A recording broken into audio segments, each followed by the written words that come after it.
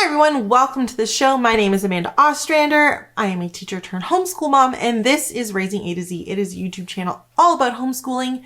And today I'm going to talk about how to save money while you're homeschooling.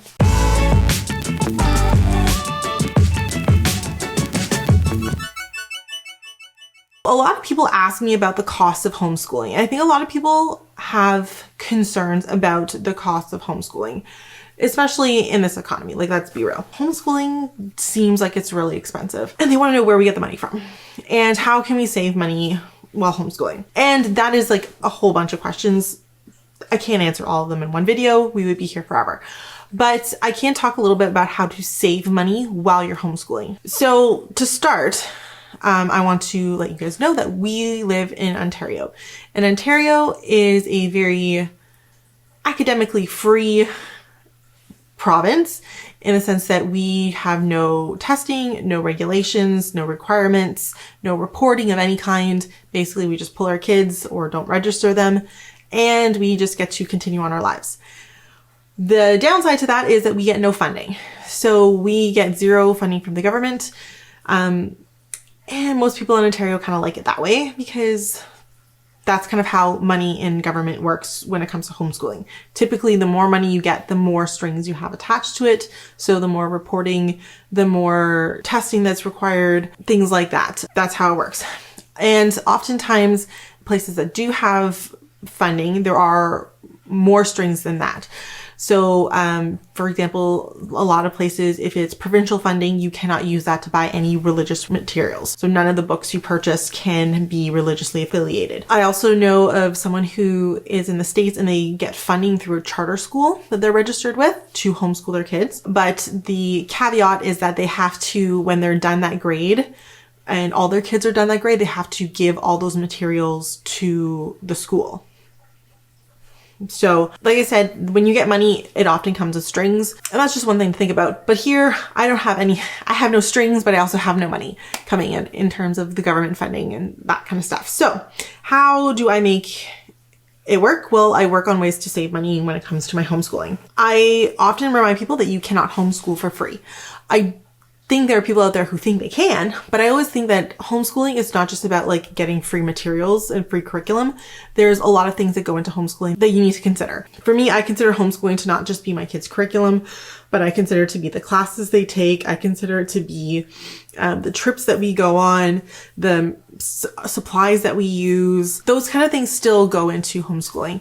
For example, my kids have lunch boxes. Like, they have lunch containers and, water bottles and things like that, because we still go out. We still need water bottles. We still need to pack lunches on occasion. So we do have those things. And when they need to be replaced, that goes into our homeschooling budget, essentially. Like, that's part of our homeschooling.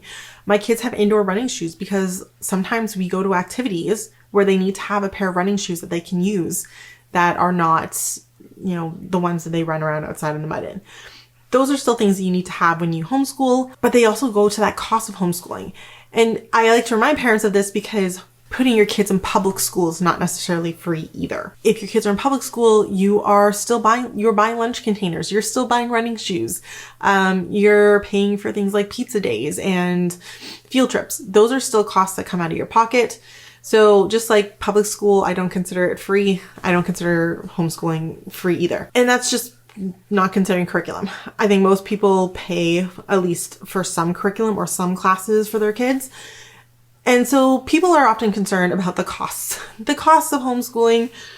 And so I'm going to tell you 12 different things to consider and to think about when it comes to saving money when it comes to homeschooling. Number one, you need a budget. You need to figure out what you can realistically spend on homeschooling your kids. And you need to consider and make a decision about what's going to be in that budget. So for us, our budget includes not only the kids' curriculum, includes their back to school supplies, and it includes their extracurricular costs. That's in their homeschooling budget. That's what I consider in there, and that's what we use. Based on that, I know kind of the rough cost of their gymnastics, their science memberships, their soccer program, And I have that number of what I can comfortably spend. I account for all of those things, and whatever is left over is what I put towards supplies and curriculum. That is the first thing, is you need to find what your budget is and what you're comfortable spending and what is going to be included in the budget. Because I will tell you, you can find great curriculum at any price point. It might require a little bit more work. It might to search it out. It might require more work that you're going to have to do a little bit more prep. But if you wanted to homeschool your kids using only free curriculum, you could hypothetically do that. It will be more work for you, but it is very possible. So look and see what you can do in terms of budget and what you can make work, and then stick to that. That's important. Number 2, prioritize. I think a lot of families prioritize something like math over unit studies. Why? Math programs tend to be much more comprehensible. They tend to have less parental involvement in the sense that you do not have to make up the lessons.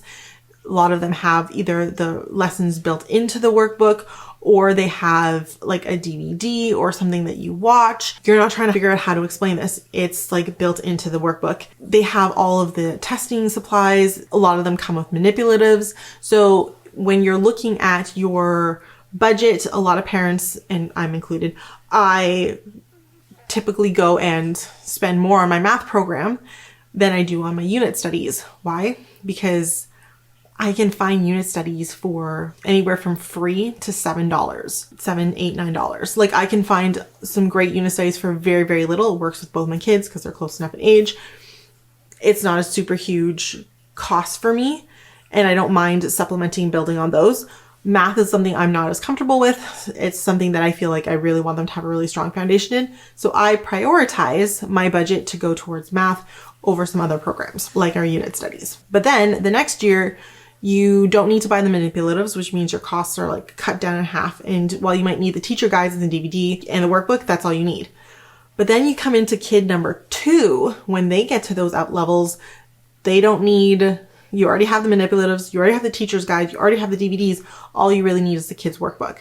So sometimes you need to think of these as like an investment over the span of the kids and the number of kids you have. Number 3 is take advantage of funding when you can. I am a big believer that if you're going to get funding, use it. A lot of the places in Canada where there is homeschooling funding, you have to register and do those things anyway. You might as well get the funding and find a way to use it.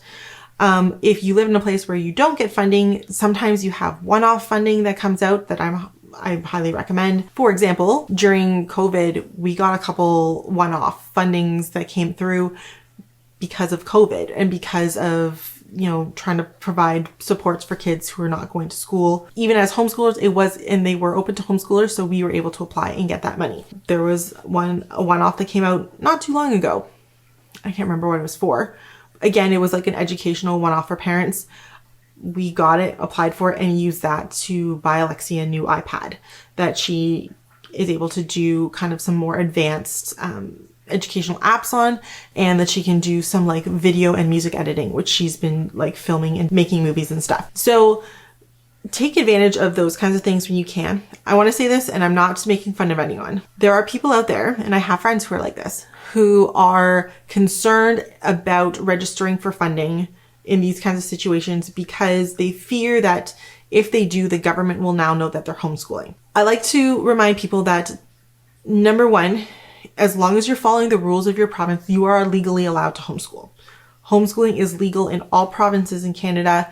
It is legal in all of the United States. There are just different requirements for your area. As long as you are following those requirements, you are legally allowed to homeschool. You don't need to be afraid of someone coming after you just for homeschooling. They can't do that. Secondly, for people who are really afraid, if you claim your kids on any kind of tax form, they know you're homeschooling because your kids are not registered in a school system.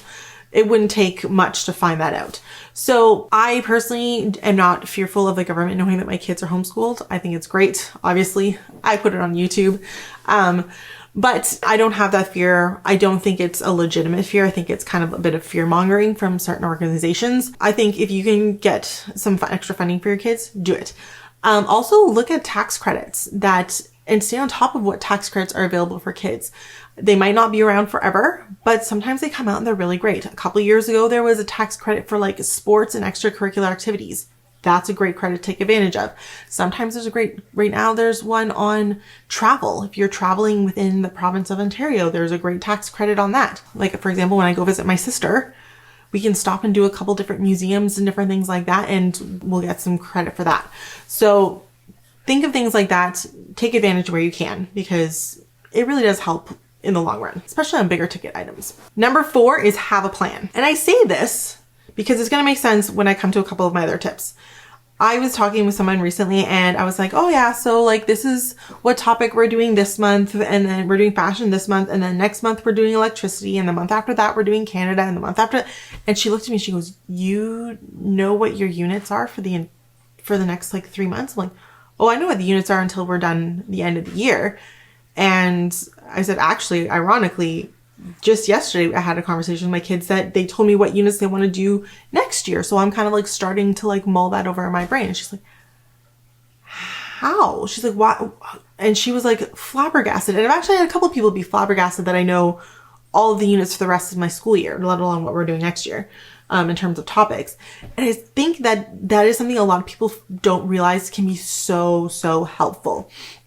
Having a plan means I know what's coming up, and that helps me do other things. For example, I just did a great video on Teachers Pay Teachers, TPT, and having a plan means I can go and shop for unit studies and put them in my cart and wait for a sale. And then I'm going to get a huge discount on when they do their site-wide sales, which they do 2 or 3 times a year. That's what I'm waiting for. Because I have a plan, I can also like look ahead and make decisions about what's coming up. So I can look ahead and make decisions about like including some items in my kids' birthday presents or their Christmas presents that are going to be related to their unit studies, or plan outings or events that are connected when it comes to those kinds of things. So having a plan really does help with not only my stress level, because I already know, like it's already established. It also helps with like planning of like where you need to splurge and where you're going to be able to save. Because I knew what all my units were, I was able to spend some time and research all of them, plan them out. I was able to find some units that were free or very inexpensive, like my ancient Egypt unit this year. But then I was also able to find some units that were maybe a little bit more, and I was able to prioritize those because they were on the topics that I wasn't really comfortable teaching. For example, my electricity unit was a little bit more than I usually spend. I think it was like $12 or $13. I just know zero about electricity, so I can like kind of put some emphasis on that. So having a plan does help not only with my sanity, but it helps me with my budget. Number 5, I like to call doubling up. If you have a plan, you can easily double up. And by doubling up, I mean you can combine learning and things like that with other things that are going on. For example, my kids tend to get some of their bigger hands-on activities and learning kits and stuff at Christmas, Easter, and birthdays. The only way that I am able to do that is if I know what is coming up. So by having a plan, I'm able to do these things. A great example is at Christmas, Alexi got a snap circuits kit. That is fantastic because we are going to be doing an electricity unit next month. Not only do I have like a unit on that, but now I have a great hands-on activity, something we can play with, something we can manipulate, something that Zoe can do with us as well. And I basically have like purchased something that typically would be a very big expense if I was just considering it a homeschooling activity. But because I'm considering it a toy and a birthday present, Christmas, it's doubled up. So now it is a resource for school, but it's also been a great Christmas gift. I do that a lot. My kids often get very practical educational things in their Easter baskets. They get them for Christmas. They get them for birthdays, any holidays. Like even at Valentine's, my kids tend to I give them a book at Valentine's along with some chocolate. And I try to find books that are going to be on topics that we're going to cover in the next couple of months. Things like that really add up, and it really does help kind of like stretch your budget because you're using Christmas and Easter and birthday budgets in an educational way. On the same kind of note, sometimes you can double up your double up. You can stock up on things when they go on sale. So a great example of this is when I stock up on supplies, back to school supplies. If you don't know, every kind of August and September, school supplies go on sale, and it is the best price for school supplies all year round. A great example is Crayola markers. I am a big fan of Crayola. They are the best washable markers I've ever used. From experience, they wash out of everything. But Crayola markers are typically, and even with inflation and all that, I have still found them for like $1.97. Every back to school season, I have found them at least one place for $1.97, which is a fantastic price. And then that same pack of markers in January will be like $5.97 or $6.97. So what I do is I pick up those things and a couple extras, not only one, but like more, in August. So typically I buy three small packs and 3 big packs of markers, because like they have the fat ones and the skinny ones. So I think I end up with like 6 to 8 packs of markers that I pick up for $2 a piece in September. And they're all like, because my kids color a lot. We go through them every year. So then I will double up those double ups, and one pack, the kids only get 1 pack in September. Then they get another pack in their stocking at Christmas. And then they get another pack in their Easter basket at Easter. So now I've doubled up my double up, right? Think ahead, have a plan, do stuff like that. It's a great way to save on supplies, because school supplies can be expensive to begin with. So if you can kind of like plan out what you're going to need in terms of like just basic supplies, it can really help and go a long way. Number 7, use your local library. I think, first off, people in general underutilize their library. I think a lot of homeschoolers also underutilize their library, because I have like seen programs at our library and like told other homeschoolers in our area, and they're like, we didn't know that happens. Yeah, it's awesome. You should totally do that. So check out your local library. I'm not talking about, because not only do they have books, which are fantastic. You get so many books, magazines, DVDs, so much like stuff like that. A lot of libraries run so much programming, and you can also rent so much stuff from libraries. So a lot of libraries are now including, you can do puzzle and game rentals. You can do, a lot of them rent like laptops or Chromebooks. Some of them rent sporting equipment. So I know our local library rents snowshoes. So you can like check out a pair, and by rent, I mean like borrow them for free. You can check out a pair of snowshoes for free, and you have them for like 3 days. They also have like, do seminars and classes, but they also do like, sometimes you can like use, there's like different things. So I know sometimes they have like a 3D printer. Or another one that our library does is they offer passes to like provincial parks for the day. And so you can get a day pass to go to the provincial park, and you just have to bring the card back to the library when you're done. Those are great ways to save money by utilizing all of those things and taking advantage of all our programming. Ours does the summer reading program, which typically doesn't actually have that much reading involved, ironically. But they basically, every week there's a different activity at our local library that you just have to sign up for and show up for. And it's everything from like a story and a craft to, sometimes they bring in local performers or artists.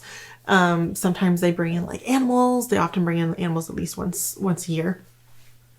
And you can just go sign up and do these great educational fun activities for free. So definitely check out your local library, see what they're doing. And I find a lot of libraries are often very good at listening. So, you know, if there's no homeschool program, maybe talk to your librarian and maybe they'll make one for you guys and some of your friends. And kind of on a random note, but like a fun way to like see your savings. Our library does, and I know a lot of libraries are doing this, when you get your slip that tells you what books you checked out and when they're due back, our library actually has a total at the bottom, and it tells you how much you've saved by checking them out of the library versus purchasing them. So it goes by the cover cost of the book or DVD or whatever it is. So right now, on average, I'm saving between like $300 and $500 a month just by checking books out of the library once a month. Now, you do have to make sure you return them on time, especially if your library has fines. But that's what reminders in your phone is for. So yeah, definitely use your local library. Another thing you can do is find some used books. I know some people who find great books at the thrift store, but typically I try to borrow as many books from the library as possible to keep my costs down. the books that I'm going in to purchase, I'm trying to be very selective about what books I purchase. And usually it's going to be like my big book for my novel study or something like that. So to just go into a thrift store and buy books is not always something that I want to do. But I find I get much better selection and much better quality at a used bookstore. So we have a used bookstore in town, and I love it. Actually, my kids love going to. And so we will go and get books from them. But the other cool thing is like often, especially like when I'm doing my back to school shopping and stuff and figuring out like what books I'm going to need for the year, I find my list and I send it to them first on their like website. And then they will call me back and give me the rundown of what they've got. So sometimes they don't have a text, especially if it's a brand new book. But I've averaged at least 50% of my books can come from the used bookstore. And then the great thing is I can sell them books that we don't need anymore. Or if I buy something from them, I can sell it back and I get credit either way for the store next time. So a great way to save some money is to buy used. There's also online used bookstores. And they have sales too. So definitely check out some used bookstores if you're a big literature family like we are, because you can save a lot of money there. And again, thrift stores are great. Like I said, the only reason I am not a fan of thrift stores books is because I've never had any luck. If I could find one that had really good books, I would totally do that. And kind of on that same note, my next point is buy what you need. So there's definitely going to be a temptation to buy more and more and have a plethora of options available to you. Sometimes less is more, especially if you're new to homeschooling. I'd highly recommend you like limit how much curriculum you buy. You limit how many unit studies you purchase up front, especially if you're not used to them or not sure about them, until you kind of get like a good roll about what you're going to be doing. Take it easy. This goes back to prioritizing, but like try not to buy too much. And I think that's why I'm like weary about thrift store books too, is like, it's great to go in and find a whole bunch of topic books, but if they're not going to be, and books can be fun to read too, but like in terms of like looking for books for school, if they're just books to have in the house, it's not always what I'm looking for. I want to make sure that I'm bringing in really good quality books and books that can help me with educating my kids. You want to make sure that you're spending money strategically and that you're like putting emphasis on what you need to. And sometimes that means like saying no to certain things. Like we don't need all 15 of these books, or we don't need to buy that extra curriculum, or I don't really need that math program that has the manipulatives because they got the new colors, like things like that. Just be very strategic about what you're spending your money on. And if you're new to homeschooling, be very careful and limit it. Pick 1 or 2 subjects, focus your money on that, and build from there. If you're a little more used to it, you can be a little more flexible because you know what you can handle. But if you're brand new to homeschooling, you're not always going to know what is realistic for your kids. So to go in and say, hey, I'm going to do 9 units this year might not be realistic. So pick like 3 units, because you can probably get through 3 units in a year, and maybe do just math, language, and like 3 unit studies and start with that. Or start with only 1 or 2 subjects or 3 subjects and start there. It's very easy to overbuy and then have a lot of guilt because you spent a lot of money and you didn't get to everything, or you spent a lot of money on programs that you thought would be great and they didn't turn out to be as great as you thought they were, and you ditched them and had to buy something new. And that often happens when we get overly excited and go on little spending sprees and buy. So be very careful to not spend on things that you don't need in terms of curriculum and books and things like that. You can always add, start small, right? Another thing to consider when you're homeschooling is the cost of memberships. To save you money in terms of like field trips or outings, find a place that has a great membership program. Memberships, I like to stick to 1-year memberships typically, unless there's like a ridiculous deal. I got a ridiculous deal on the zoo 1 year. I think it was like a 2 or 3 year deal that I paid like 1 year's price. Anyway, but like typically that's what I do. I stick to 1 year at one place. And then for that year, that's kind of like where we go often. And then the next year, maybe you pick a membership to another place. That's a great option because often memberships are cheaper than going a couple of times. For example, we got a membership for the aquarium in Toronto.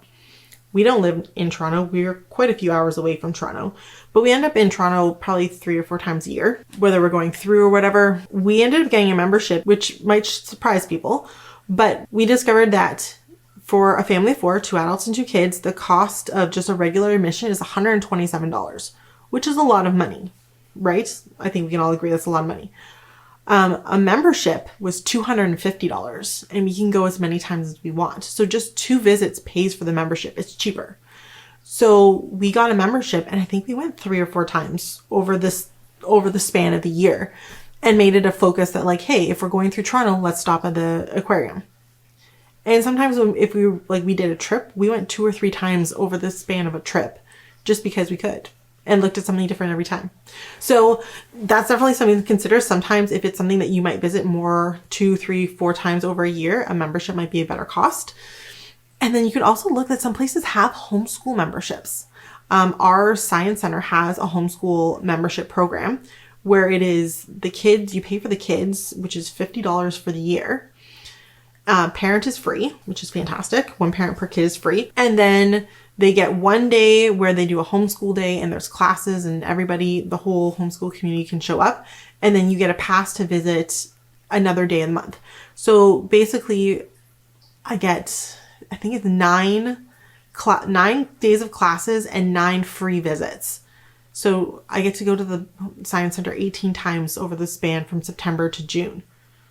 That's a lot of visits. Like I'm not going more than that anyway. But for $50, it's a great price. And it's almost $100 cheaper than their family rate, their family membership plan. So definitely look for a great membership, pick a membership and then stick with it and look for homeschool memberships because you can find some really, really good ones. And then I'm a big fan of take advantage of the free.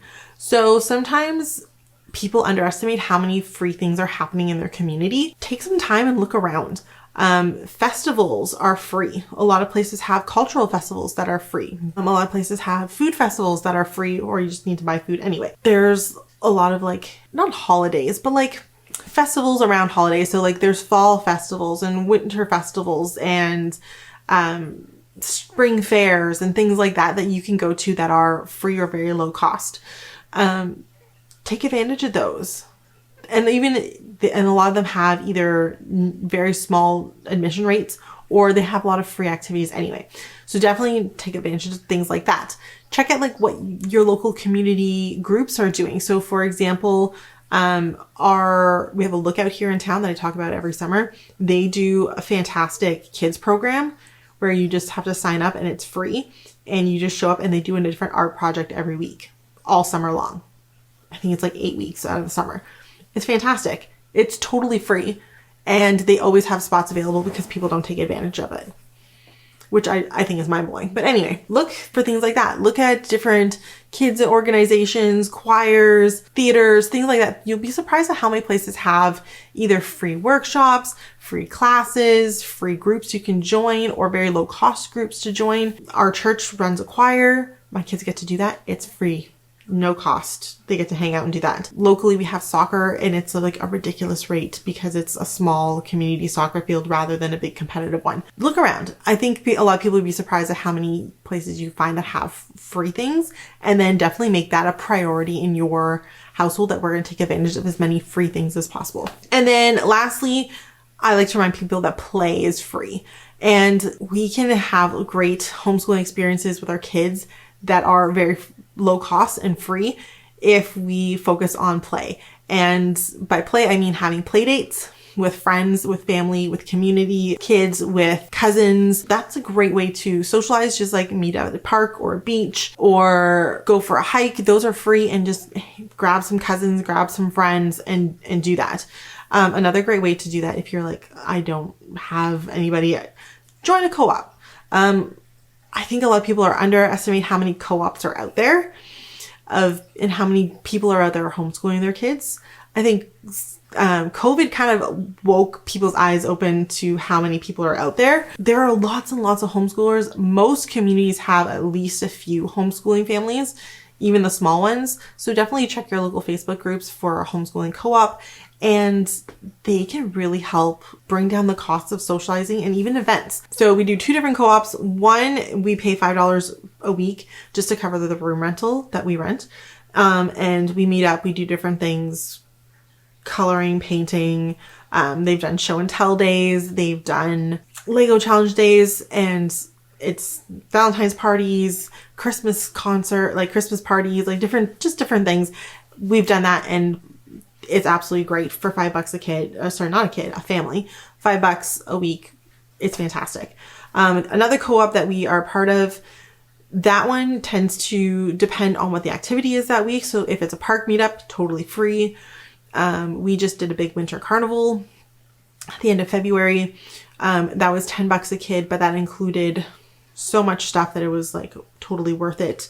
Like they got a button, they had free popcorn, there was a 3-legged race, we had a cardboard toboggan competition, puck shootout, there was a craft, like so much stuff going on that it was just like fantastic. The other nice thing about being in a co-op is if you want to go somewhere, sometimes you can get a group discount. For example, we often go to the pumpkin patch. And I think like last year we had like 60 or 70 kids show up at the pumpkin patch, and we got a group rate because we all showed up. So what would normally be a regular activity for us anyway, we got to go with a whole bunch of homeschoolers, and it was a reduced rate. Sometimes you can get things like that where you can do some free events and there's some paid, but a co-op in general is just kind of a great way to socialize and interact with people, not only for the kids, but for the parents, and it really helps bring the costs of homeschooling down as well. Those are kind of my top 12 tips for saving on homeschooling and like homeschooling specific costs. If you guys have any other tips, please leave them down below. I'd love to A, know them, and B, share them. So thank you so much for watching. If you like this video and want more videos like it, make sure you subscribe and click the bell to get notifications when new videos come out. And then follow us along on Facebook, Instagram, and TikTok to see what kind of things that we're doing and where I'll share more tips and tricks for homeschooling on a budget. So thank you so much for watching, and I'll see you guys next week. Bye.